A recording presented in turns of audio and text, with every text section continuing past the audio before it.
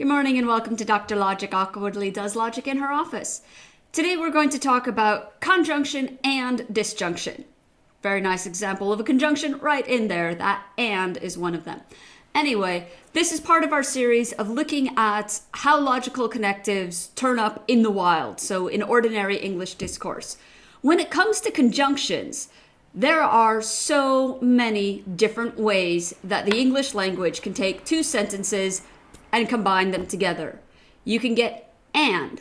And is probably the single most common conjunction, the one that we will talk about, that we will foreground, the one that is kind of taken as typical of conjunction. But it's not the only one. We can also have also. We can have but.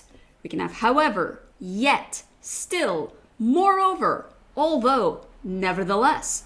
There's even a method of using conjunction that doesn't involve words, only punctuation. Take the semicolon and put it between the two sentences that you want to join together. Now, in English, all of these different words that I've just talked about carry with them slightly different connotations. So, and doesn't have quite the same feeling as but. But introduces this sort of contrast between the two sentences that you're linking.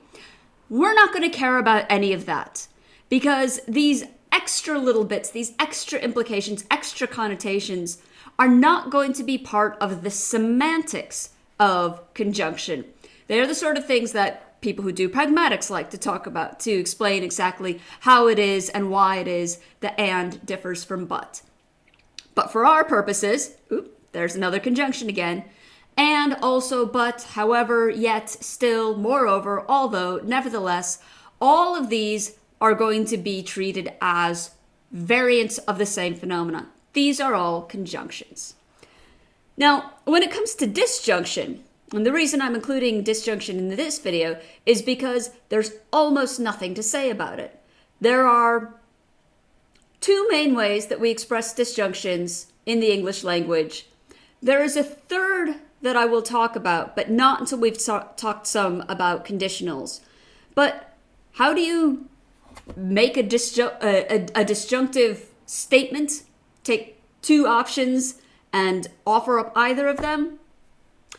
Either you use or you use either or. I love using disjunction to talk about disjunction because it's super awkward. But to make it more straightforward and more precise, the most common disjunction in the English language simply is or. The second most is either or. Now, again, sometimes people will say either or has this sort of exclusivity. So a very, one of my favorite logician jokes is that, how do you spot the logician at the buffet table? The sign says, either you may have cake or you may have cookies, and the logician takes both. Ordinarily, we would say, oh, but this is indicating, you've got this option or this other option, and these two options are exclusive.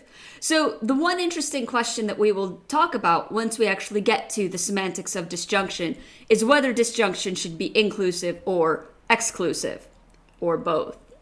But for now, we're, again, not going to make any distinction between or and either or. We will treat these simply as variants of the same phenomenon.